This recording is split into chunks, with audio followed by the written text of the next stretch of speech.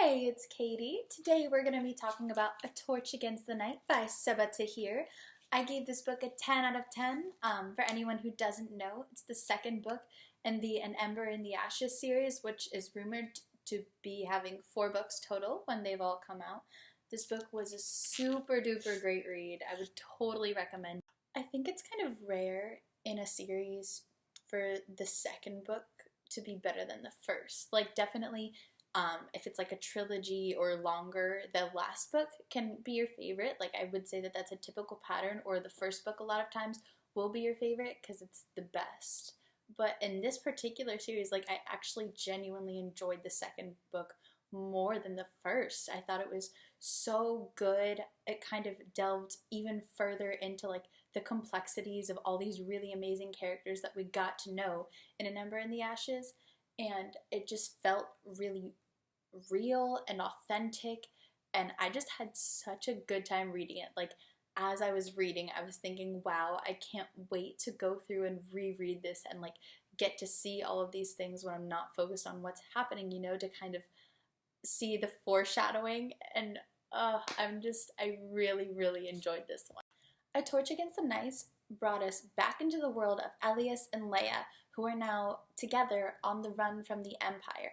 And what was really fun about this book was we also got to get some chapters from Helene's point of view, which I didn't think was coming. I was kind of like, oh, we probably won't see much of her in the next book except for like when she does try to catch them. But we got stuff of her on her own, and like we got to see inside her head, which I loved, because I think Helene is such a great character because she's real and she has great qualities, but she also has problematic things.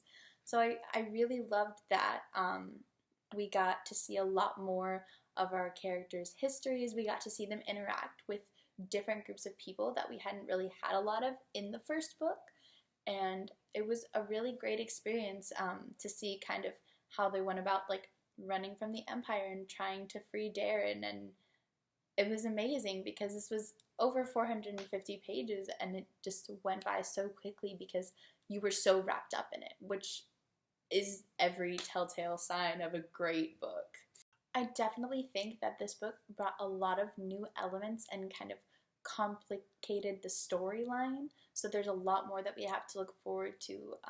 We kind of don't have like this definite endpoint where we're not really sure what's going to happen. Like, now we have a lot more goals and a lot more stories that have to come to resolution. So I definitely would recommend this. Go ahead, I'll have the links below, and we're gonna get on with the spoilers. This book, man, I can't. First, we gotta talk about Keenan. Now, it was pretty clear that something sketch was going on with him. It was really suspicious. I mean, obviously, Izzy and other people were like, something's up with this guy, but like, the fact that every time he would go to find something, he automatically did when him and Leia were on their own, trying to get to the prison, and like he'd be like, oh, just stay here, I'll take care of everything, and then he would come back and miraculously have every single thing that they needed, and he never encountered anybody that was like out to get them. Like, something was definitely up, but I did not expect him to be the Nightbringer. What? Like, what? That was a twist. I'm really upset that we still don't know who Cook is, which obviously isn't that big of a deal, but like, I'm so excited to find out like more about her story because I think she's such a great character. I'm really excited for that. I'm really upset that can we just talk about Izzy? Like, no. I also just wanted to draw a parallel really quick because it was something when I was reading that kind of like, whoo, especially with like already thinking that Keaton was sketchy. But there's this line on page 195 where he's talking and he says, I don't need to hear your reasons. I know what it is to do things that you don't want to for a greater good. And that, my friends, is when I knew something was up. Because you know who else said for the greater good? Grindelwald. But that was so... I definitely, while we're talking about Keenan, I really liked that she called attention to like him still, again, in this book, being like, oh, I'll take care of everything, you don't need to worry. And Leia was like, but like, no, like, fuck that, this is my mission, like, I'm a part of this, I don't want anyone else to take charge. And I thought the way that she was saying, like, he made her feel helpless, and like when she was with Elias, he made her feel capable, like she could take charge. And I think that's a really good sign, and like not even just in romantic interest, but I think like in friends, like the ones that are good for you to be around are empowering. Like when she's around Izzy, she feels good, and like that's, I think it kind of brought to light something that we don't really talk about enough. Like your friends should not be making you feel like you're incompetent. So I really enjoyed that. I loved Elias's mom. I really, if anything happens to her, I'm going to scream and literally kill the entire Blackguard, because I'm in love with that woman. And I need her to be with Elias, but now he's the soul catcher, so much for that. I don't know how this is gonna work out. I'm glad he found a way to live. I'm glad the soul catcher gets to be free after like an eternity of like pain and sadness. But that hurts me. I know I've said this a lot, but like I really just enjoy Helene as a character. I feel like she's very, very important to this plot, like not even just because of her relationship with Elias, but like I just think that she has a lot of really important qualities, and like she just feels very real.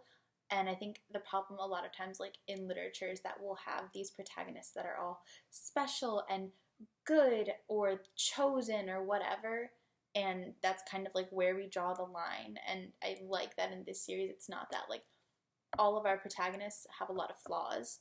None of them are special until the gifts start appearing, but like that's not really a huge part of the plot. Like it's just kind of there, and they're very, very flawed. And like Helene clearly is like someone with good morals most of the time, and she's kind of in this situation and she just has to do what she has to do, and that's very real. That's in the real world. Sometimes you have to do things, or at least you think you have to protect the people that you love or whatever. And I really loved that. I love her character, and I really, really ship her with Harper. I want that to happen, like now.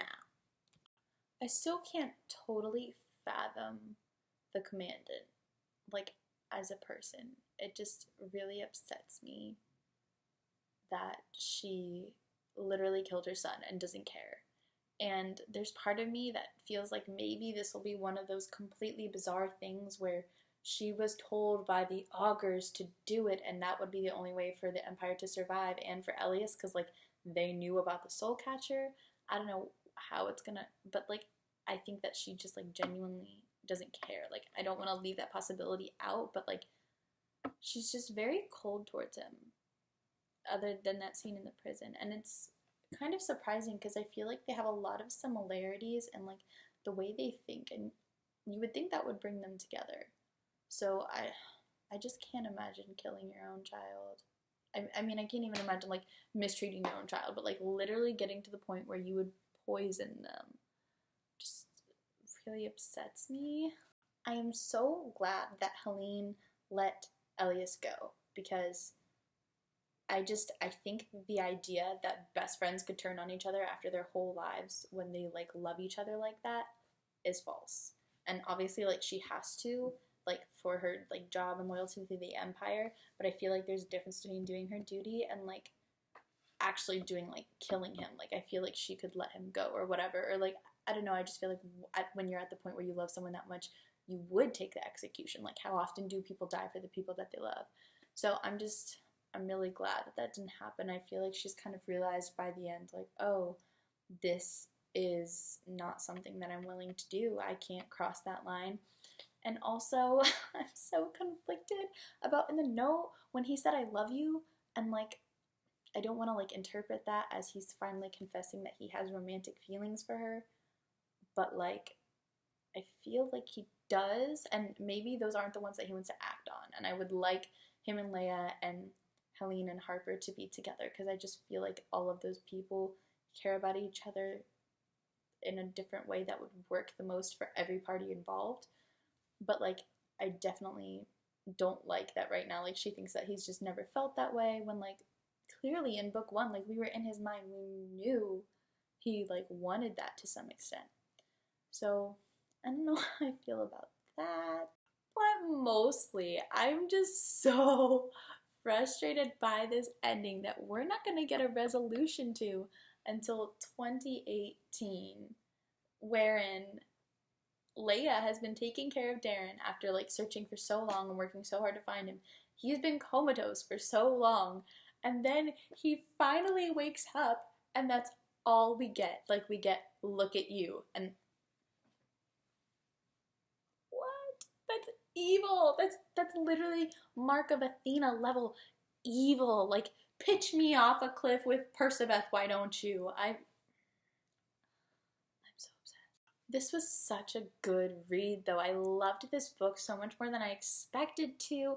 I thought that they were probably overhyped just because I've heard so many good things, and I just like didn't think that that was really a thing that was happening right now, was a book that good being out. But like, they're so good. I can't believe I waited this long to read them, and I can't believe I have to wait 2018 for the next one. So like, if you read this when it first came out, props to you, because I know that that's even rougher than this. That's like how I feel about Lord of Shadows right now. But anyway, comment, let me know if you agreed or not. I'll have the links below, of course. Thanks so much. Have a good one.